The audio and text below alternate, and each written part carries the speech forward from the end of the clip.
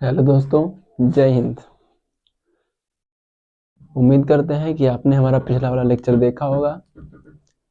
अगर आप UP board के जो पेपर होने वाले हैं 2023 में, अगर आप उसमें विज्ञान में अच्छे नंबर लाना चाहते हैं तो आप इस वीडियो को पूरा देखें। ठीक है, इसमें हम आपको बहुत ही महत्वपूर्ण प्रश्न कराने जा रहे हैं। अगर आप वीडियो को स्किप करेंगे तो आपको कुछ भी समझ में नहीं आएगा। आप किसी भी टीचर का वीडियो देखें तो उसे पूरा देखें, जिससे आपको अच्छी तरीके से समझ में आएगा। ठीक है, चलो फिर हम बिना देरी के आगे की ओर बढ़ते हैं। हमारी जो आज की प्रक्रिया है वह है हाइड्रोजनीकरण। दोस्तों, क्या है हाइड्रोजनीकरण? हाइड्रोजनीकरण कहते किसे हैं? हाइड्रोजनीकरण कहते किसे हैं? हाइड्रोजनीकरण होता है जब असंतृप्त हाइड्रोकार्बन को हाइड्रोजन के साथ निकिल और प्लेटिनम की उपस्थिति में अभिक्रिया कराई जाती है तो संतृप्त हाइड्रोकार्बन प्राप्त होता है। यह अभिक्रिया हाइड्रोकार्बन अभिक्रिया कहलाती है। इसका औद्योगिक उपयोग भी पूछा जाता है। औद्योगिक उपयोग होता है वनस्पति तेल से वनस्पति घी बनाने में। दोस्तों, औद्योगिक उपयोग क्या होता है? वनस्पति तेल से वनस्पति घी बनाने में। जो अभिक्रिया देखिए दोस्तों, ये है वनस्पति तेल। ठीक है, इसकी अभिक्रिया हाइड्रोजन के साथ निकिल उत्प्रेरक और प्लेटिनम उत्प्रेरक की उपस्थिति में निकिल या प्लेटिनम, ठीक है, तुम खाली निकिल ही ले रहे हैं, ठीक है, की उपस्थिति में जब क्रिया कराई जाती है तो दोस्तों वनस्पति घी प्राप्त होता है। क्या प्राप्त होता है दोस्तों? वनस्पति घी। वनस्पति घी वनस्पति घी दोस्तों प्राप्त होता है। जो हमारी अगली अभिक्रिया है वह है बुर्ज अभिक्रिया। यह अभिक्रिया हमारे हाई स्कूल के लिए भी बहुत इंपॉर्टेंट है और आने वाले हमारे इंटर बोर्ड के लिए भी ये बहुत ही महत्वपूर्ण अभिक्रिया है। इस अभिक्रिया के द्वारा हम एल्केन की जो संरचना होती है उससे हम अधिक हाइड्रोकार्बन की संरचना प्राप्त करते हैं। यह अभिक्रिया इसमें हम हेलो एल्केन लेते हैं और सोडियम धातु की उपस्थिति में सोडियम धातु के साथ शुष्क स्तर की उपस्थिति में हम जब अभिक्रिया कराते हैं तब लंबी श्रृंखला वाला, ठीक है दोस्तों, लंबी श्रृंखला वाला, जितनी श्रृंखला होती है उससे दोगुनी श्रृंखला वाला एल्केन प्राप्त होता है। ठीक है दोस्तों, तो ये देखिए, ये आर एक्स दोस्तों, आर को हम कहते हैं एल्केन। आर को हम एल्केन को हम आर से प्रदर्शित करते हैं। और दोस्तों हेलोजन, एक्स है हेलोजन दोस्तों, हेलोजन होता है क्लोरीन, ब्रोमीन, आयोडीन। दोस्तों ये हेलोजन होते हैं। ठीक है दोस्तों, जब हेलो एल्केन की अभिक्रिया सोडियम धातु के साथ शुष्क स्तर की उपस्थिति में कराई जाती है तब डबल एल्केन प्राप्त होता है। और निकलता क्या दोस्तों? ये हेलोजन और ये सोडियम NaX बाहर निकल जाता है। NaX दोस्तों, NaX बाहर निकल जाएगा। ठीक है दोस्तों, इधर कितने आर हो गए हैं? 2। इस तरफ दोस्तों कितने आर हैं? 1। तो हमें इस तरफ 2 से मल्टीप्लाई करना पड़ेगा। अब दोस्तों x कितने हो गए? 2। तो हमें इस तरफ भी 2 से मल्टीप्लाई करना पड़ेगा। ठीक है दोस्तों, हमने 2 से मल्टीप्लाई कर दिया। अब सोडियम कितने हो गए? सोडियम दोस्तों हो गए 2। ठीक है, तो हमें 2 से मल्टीप्लाई करना पड़ेगा। ठीक है, अब देखिए दोस्तों, हमारी रिएक्शन बैलेंसिंग हो गई है। 2R और 2X 2 सोडियम। ठीक है दोस्तों, तो उम्मीद करते हैं कि आपको ये हाइड्रोजनीकरण और बुर्ज प्रक्रिया आपको समझ में आई होगी। तो आप इसका स्क्रीनशॉट ले लीजिए, फिर हम अपने अगली रिएक्शन की ओर बढ़ते हैं। उम्मीद करते हैं दोस्तों आपने स्क्रीनशॉट ले लिया होगा। जो हमारी अगली हेडिंग है वो है धातु। तो दोस्तों आपने देखी होगी धातु तो दोस्तों आपने देखी होगी। हमारे घर में लोहे के बर्तन होते हैं, ठीक है, लोहे के बर्तन, पंखा वगैरह, ठीक है, वो सब धातु का होता है। ठीक है, वे पदार्थ। धातु की डिफिनीशन क्या होती है?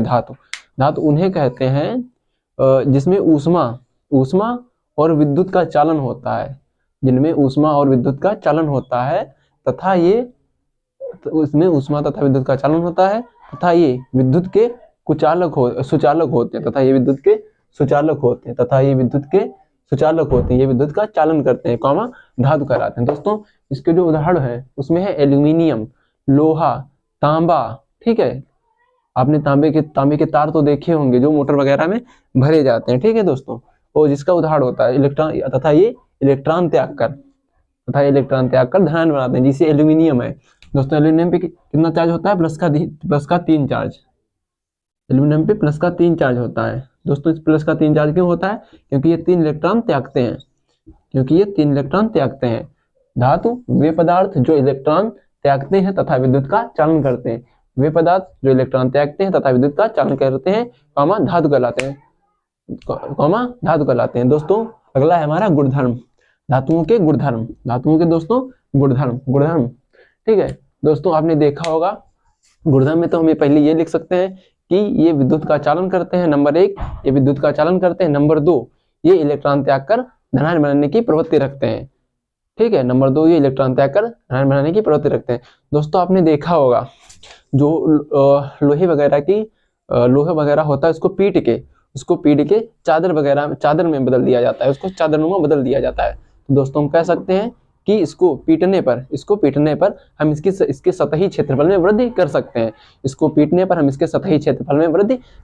ठीक है दोस्तों, इसको पीटने पर हम इसके सतही क्षेत्रफल में वृद्धि कर सकते हैं। दोस्तों आपने वैद्युत-रासायनिक श्रेणी देखी होगी, अगर आपने नहीं देखी है तो आप हमारा पिछला वाला लेक्चर देखिए जाके, उसमें हमने वैद्युत-रासायनिक श्रेणी को बहुत ही अच्छी तरीके से समझाया है। ठीक है दोस्तों, तो वैद्युत-रासायनिक श्रेणी हमको यह बताती है कि जो क्रियाशील धातुएं होती हैं वो हाइड्रोजन को उसके लवण के विलयन से विस्थापित कर देती हैं। ठीक है दोस्तों, तो इसके गुणधर्म है ये आघात वर्धनीय होते हैं, आघात मतलब पीटने पर, वर्धनीय मतलब बढ़ते हैं, ये पीटने पर ये बढ़ते हैं। ठीक है, नंबर 2 इसमें तन्यता का गुण पाया जाता है। तन्यता दोस्तों आपने धातु के तार देखे होंगे।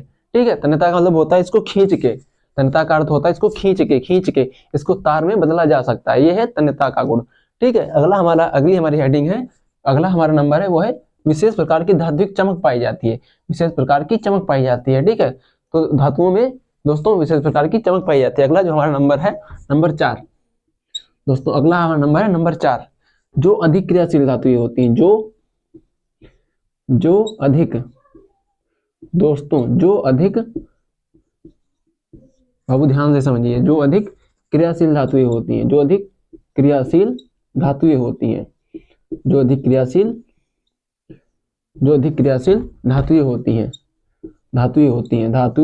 होती हैं, समझने के साथ साथ हमारा चैनल भी सब्सक्राइब कर दीजिए और लाइक भी कर दीजिए, साथ में एक प्यारा सा कमेंट भी लिख दीजिए। जो अधिक क्रियाशील धातुएं होती हैं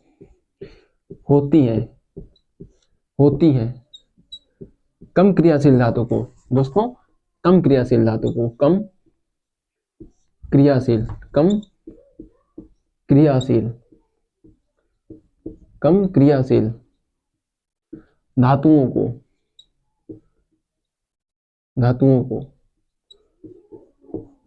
को उसके लवण के विलयन से, लवण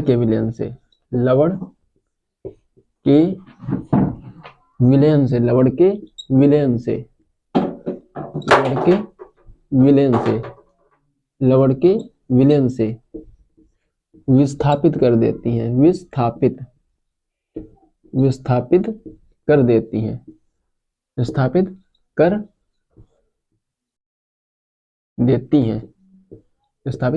हैं, दोस्तों एक बार फिर से समझ लीजिए, धातुएं क्या होती हैं? धातुएं वे पदार्थ होती हैं जो विद्युत का चालन करती हैं, विद्युत की सुचालक होती हैं तथा ये इलेक्ट्रॉन त्याग कर धनायन बनाने की प्रवृत्ति रखती हैं। ठीक है, और इसके गुण है ये आघात वर्धनीय होती हैं। नंबर 1 ये आघात वर्धनीय होती हैं, नंबर 2 तन्यता का गुण प्रदर्शित करती हैं। आपने देखा होगा कि तार वगैरह को खींचा जाता है, इनको खींचकर तार वगैरह में बदला जाती है, तन्यता का गुण प्रदर्शित है। ये तन्यता का गुण प्रदर्शित करती हैं। ठीक है, और नंबर 3 जो अधिक क्रियाशील धातुएं होती हैं कम क्रियाशील धातुओं को उसके लवण के विलयन से विस्थापित कर देती हैं। ठीक है दोस्तों, तो आप दोस्तों इसका स्क्रीनशॉट ले लीजिए और फिर हम अपने नेक्स्ट क्वेश्चन की ओर बढ़ते हैं। उम्मीद करते हैं दोस्तों आपने स्क्रीनशॉट ले लिया होगा। ठीक है, अब हमारी जो अगली हेडिंग है वो है अधातु। दोस्तों अधातु कहते किसे हैं? दोस्तों अधातु के जो एग्जाम्पल होते हैं, पहले हम एग्जाम्पल बताएंगे जिससे आपको अच्छी तरीके से समझ में आएगा। हमने लिखा है प्लास्टिक, ठीक है। और ये जो मार्कर है, ठीक है दोस्तों, मार्कर है, ये अधिकतर प्लास्टिक का बना है। ठीक है दोस्तों, जो मार्कर है हमारा वो अधिकतर प्लास्टिक का बना है। ठीक है। अगर हम मार्कर में, इस मार्कर को मान लो ये हमारा सर्किट है, ये हमारा तार है। ठीक है दोस्तों, अगर हम इस सर्किट में इस तार को इसमें टच करेंगे और यहाँ से हम कहीं से विद्युत धारा प्रवाहित करेंगे तो हमारा जो सर्किट होगा वो कंप्लीट नहीं होगा। ठीक है दोस्तों, यानी कि वो सर्किट होगा जो हमारा कंप्लीट नहीं होगा।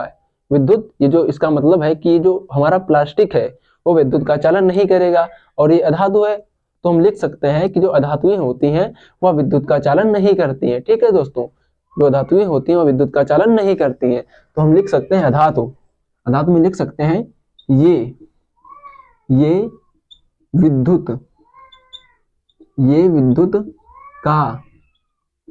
विद्युत का चालन, ये विद्युत का चालन नहीं करती हैं, ये विद्युत का चालन नहीं करती हैं, नहीं करती हैं, नहीं करती हैं, नहीं करती हैं, नहीं करती हैं। दोस्तों एक बात और होती है कि जो अधातुएं होती हैं, जो धातुएं होती हैं वो इलेक्ट्रॉन ग्रहण कर ऋणायन बनाती है, वो इलेक्ट्रॉन ग्रहण कर ऋणायन बनाती हैं। ठीक है दोस्तों। नंबर 2, ये इलेक्ट्रॉन ग्रहण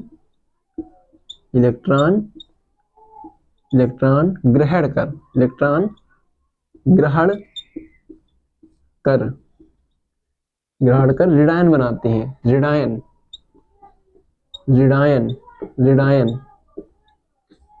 बनाती हैं, इलेक्ट्रॉन ग्रहण कर ऋणायन बनाती हैं।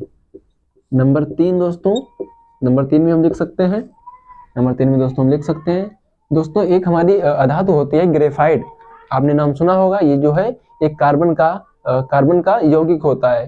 ठीक है, कार्बन का अपर रूप होता है। ठीक है दोस्तों, जो है कार्बन का अपर रूप होता है ग्रेफाइट। ग्रेफाइट एक ऐसी धातु होती है जो विद्युत का चालन करती है। ठीक है दोस्तों, जो विद्युत का चालन करती है। ग्रेफाइट एक ऐसी धातु होती है जो विद्युत का चालन करती है। मान लीजिए ये ग्रेफाइट की छड़ है। ठीक है दोस्तों, मान लीजिए ग्रेफाइट की छड़ है, ग्रेफाइट की छड़ पेंसिल में प्रयोग की जाती है। ठीक है, मान लीजिए दोस्तों ये जो है ये ग्रेफाइट की छड़ है। ठीक है, अब जब इसमें हम विद्युत धारा प्रवाहित करेंगे, ठीक है, मान हमने ये सर्किट बना दिया, ये हमारा सर्किट इसमें लग दिया, एक तरफ इस तरफ सर्किट लगा दिया। ठीक है दोस्तों, अब हम जब ग्रेफाइट की, अब हम सर्किट में जब हम विद्युत धारा प्रवाहित करेंगे, जब हम सर्किट में विद्युत धारा प्रवाहित करेंगे तो जो हमारा सर्किट होगा वो कंप्लीट हो जाएगा। अब मान लीजिए हमने यहाँ पर ये बल्ब लगा दिया है, ये हमारा बल्ब जो अंगूठा है, ये हमारा बल्ब है। ठीक है दोस्तों, अब हम यहाँ से इस अंगूठे से हम विद्युत धारा प्रवाहित कर रहे हैं, ये हमारी की है, हमने की को प्रेस किया। ठीक है दोस्तों, हमने की को प्रेस किया, ये हमारा अंगूठा है, हमने की को प्रेस किया और ये करंट आगे जा रही है। ठीक है दोस्तों, ये हमारा अंगूठा मान लो बल्ब है। ठीक है, तो हमारा जो अंगूठा है ये हमारा बल्ब है, ये बल्ब जलने लगेगा। इसका मतलब ये है कि जो ग्रेफाइट है वो विद्युत का चालन करती है। तो हम लिख सकते हैं दोस्तों नंबर 3, ग्रेफाइट विद्युत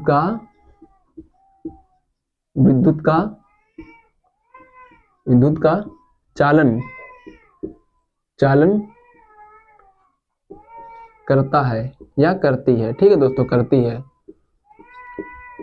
नंबर 4 दोस्तों, आयोडीन एक ऐसी धातु है जिसमें धात्विक चमक पाई जाती है। ठीक है दोस्तों, ठीक है दोस्तों, ये भंगुर होती है, हम लिख सकते हैं ये भंगुर होती है, ये भंगुर होती है। भंगुर मतलब जब इनको पीटते हैं तो ये टूट जाती हैं, भंगुर होती हैं, ये भंगुर होती है दोस्तों। क्या होती है? ये भंगुर होती है दोस्तों, ये भंगुर होती है। ठीक है, तो आप इसका स्क्रीनशॉट ले लीजिए, फिर हम अपने अगली हेडिंग की ओर बढ़ते हैं।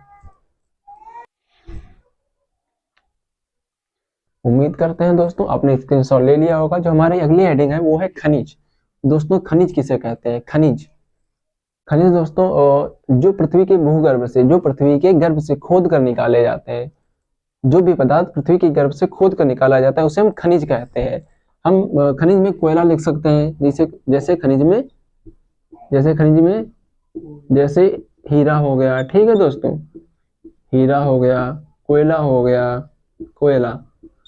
ठीक है, हीरा हो गया, कोयला हो गया। ठीक है, वे पदार्थ जो पृथ्वी के गर्भ से, जो भूगर्भ से खोद कर निकाले जाते हैं, वो वे पदार्थ जो पृथ्वी के गर्भ से खोद कर निकाले जाते हैं, कॉमा खनिज कहलाते हैं। लिख सकते हैं दोस्तों वे पदार्थ बाबू ध्यान से समझिए, वे पदार्थ जो भूगर्भ से से, वे पदार्थ जो भूगर्भ से खोद कर खोद कर खोद कर खोद कर खोद कर निकाले जाते हैं, खोद कर निकाले जाते हैं। वे पदार्थ जो पृथ्वी के भूगर्भ से खोद कर निकाले जाते हैं निकाले जाते हैं, खनिज कहलाते हैं। दोस्तों क्या कहलाते हैं? खनिज। दोस्तों खनिज कहलाते हैं। दोस्तों खनिज कहलाते हैं। दोस्तों खनिज कहलाते हैं। ठीक है दोस्तों, अब आपको पता है कि जो हीरा होता है पृथ्वी के अंदर पाया जाता है, काफी गहराई में उसको खोदकर, खदानों से खोदकर निकाला जाता है। तो अब अगर आपसे पूछे कि खनिजों को कहाँ से प्राप्त किया जाता है, तो आप लिखना खनिजों को पृथ्वी के भूगर्भ से खोदकर, जिनसे निकलता है, इनको हम खदान कहते हैं। ठीक है, खदानों से प्राप्त किया जाता है। अगली जो है हमारी हेडिंग है, जो हमारा अगला टॉपिक है, वो है हमारा अयस्क। दोस्तों क्या है? अयस्क। अयस्क अयस्क अयस्क दोस्तों अयस्क वो होते हैं, वे खनिज होते हैं जो बहुत ही कम खर्च पर, अयस्क वे खनिज होते हैं, अयस्क वे खनिज होते हैं जो बहुत ही कम खर्च पर, जो बहुत ही कम खर्च पर और आसानी से प्राप्त किए जा सकते हैं। वे खनिज होते हैं, अयस्क वे खनिज होते हैं जो बहुत ही कम खर्च पर आसानी से प्राप्त किए जाते हैं, कॉमा अयस्क कहलाते हैं। ठीक है दोस्तों, वे खनिज लिख सकते हैं इसमें, वे खनिज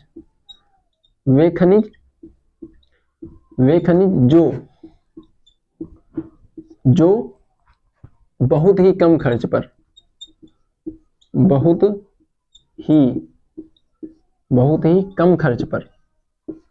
ही कम खर्च पर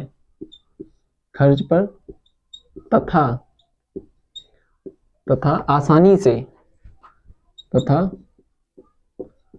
आसानी से प्राप्त किए जा सकते हैं, प्राप्त किए जा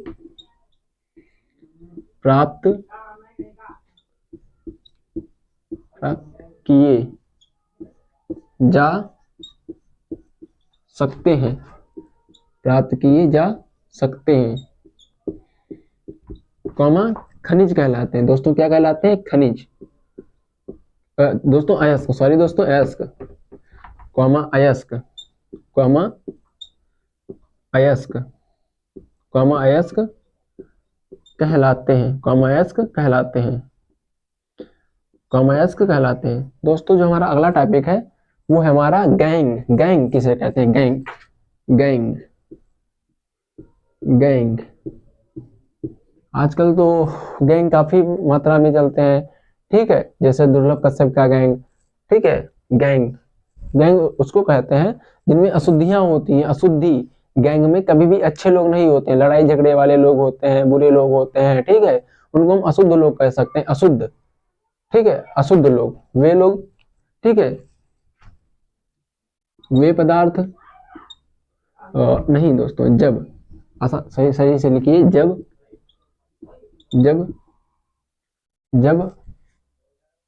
खनिज को, जब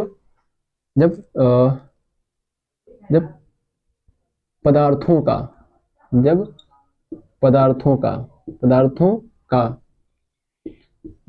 का शुद्धिकरण किया जाता है, जब पदार्थों का शुद्धिकरण किया जाता है, शुद्धिकरण, जब पदार्थों का शुद्धिकरण किया जाता है, जब पदार्थों का शुद्धिकरण किया जाता है, जब पदार्थों का शुद्धिकरण किया जाता है, तो जो अशुद्धि प्राप्त होती है, तो जो अशुद्धि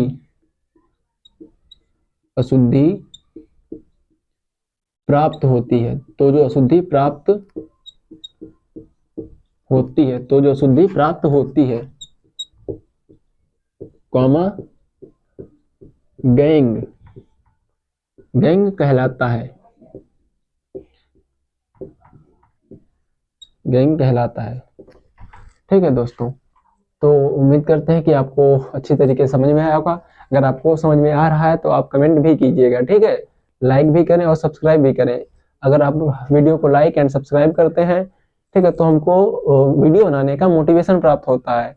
हमको लगता है कि जो हमारे दोस्त हैं, जो हमारे बच्चे हैं, उनको अच्छी तरीके से समझ में आ रहा है और हमको उनके लिए अच्छा मटेरियल तैयार करना चाहिए। ठीक है दोस्तों, तो आप इसका स्क्रीनशॉट ले लीजिए, फिर हम अपने नेक्स्ट क्वेश्चन की ओर बढ़ते हैं।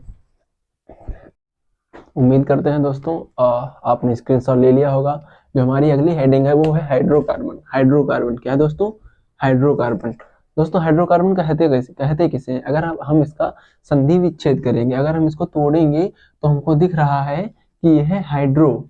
हाइड्रो मतलब हाइड्रोजन, ठीक है दोस्तों। कार्बन मतलब कार्बन, ठीक है। तो इसका मतलब है हाइड्रोकार्बन एक यौगिक है। क्या दोस्तों? हाइड्रोकार्बन एक यौगिक होता है जिसमें आपको क्या दिख रहा है? इसमें आपको हाइड्रोजन दिख रहा है और कार्बन दिख रहा है। हाइड्रोकार्बन एक यौगिक है जिसमें आपको हाइड्रोजन दिख रहा है और कार्बन दिख रहा है, ठीक है दोस्तों। तो हम लिख सकते हैं कि हाइड्रोकार्बन वे यौगिक जिनमें हाइड्रोजन व कार्बन दोनों विद्यमान होते हैं या उपस्थित होते हैं, हाइड्रोकार्बन कहलाते हैं। दोस्तों वे यौगिक जिसमें हाइड्रोजन व कार्बन दोनों, देखिए दोस्तों, हाइड्रोजन व कार्बन, ठीक है, दोनों उपस्थित होते हैं, हाइड्रोकार्बन कहलाते हैं। जिसे दोस्तों देखिए, ये है हमारा हाइड्रोकार्बन, ठीक है दोस्तों। इसमें कार्बन भी उपस्थित है, ठीक है दोस्तों। ये देखिए कार्बन है, ये कार्बन है, ठीक है। ये देखिए हाइड्रोजन है दोस्तों, ये हाइड्रोजन है, ठीक है दोस्तों। वे कार्बनिक यौगिक, वे यौगिक जिनमें हाइड्रोजन व कार्बन दोनों उपस्थित होता है, हाइड्रोकार्बन कहलाते हैं, ठीक है दोस्तों। तो हम अगली हमारी हेडिंग है वो है कार्बन। कार्बन किसे कहते हैं दोस्तों? कार्बन जो होता है वह एक बहुत ही महत्वपूर्ण, प्रकृति के लिए बहुत ही महत्वपूर्ण तत्व है, क्योंकि इससे हमको ऊर्जा भी प्राप्त होती है। इसका कई जगह उपयोग किया जाता है, भट्टियों में किया जाता है, ठीक है दोस्तों। इसका उपयोग भट्टियों में किया जाता है, रेल के इंजनों में भी पहले किया जाता था, ठीक है। कार्बन और उसके यौगिकों के अध्ययन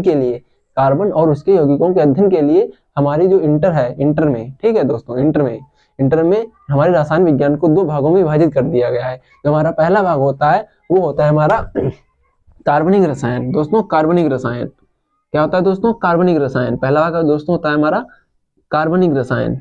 दोस्तों कार्बनिक रसायन क्या होता है दोस्तों? कार्बनिक रसायन। जो दूसरा भाग होता है वह होता है हमारा अकार्बनिक रसायन। अकार्बनिक रसायन, अकार्बनिक रसायन। दोस्तों अकार्बनिक रसायन होता क्या है और कार्बनिक रसायन क्या होता है? कार्बनिक रसायन वे रसायन, ठीक है, जिनमें कार्बन उपलब्ध हो, ठीक है। वे यौगिक जिसमें कार्बन उपस्थित हो, वे यौगिक जिसमें कार्बन उपस्थित हो, कार्बनिक यौगिक कहलाते हैं, ठीक है दोस्तों। इसमें जो कार्बनिक यौगिक में होता है, कार्बनिक रसायन में जो होता है, कार्बनिक रसायन में कार्बन और उसके यौगिकों का अध्ययन किया जाता है। कार्बनिक रसायन में कार्बन और उसके यौगिकों का अध्ययन किया जाता है। और जो ये अकार्बनिक रसायन होता है, इसमें दोस्तों इसमें कार्बन उपस्थित नहीं होता है, ठीक है दोस्तों।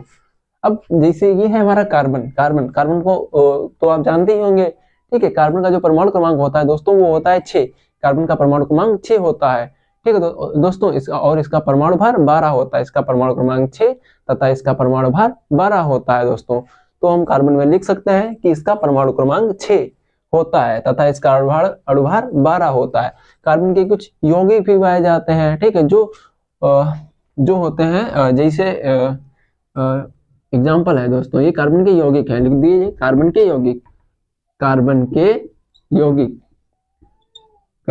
यौगिक। दोस्तों कार्बन के मुख्यतः 3 यौगिक होते हैं, ठीक है दोस्तों। कार्बन के मुख्यतः 3 यौगिक होते हैं। नंबर 1 हीरा, नंबर 2 ग्रेफाइड,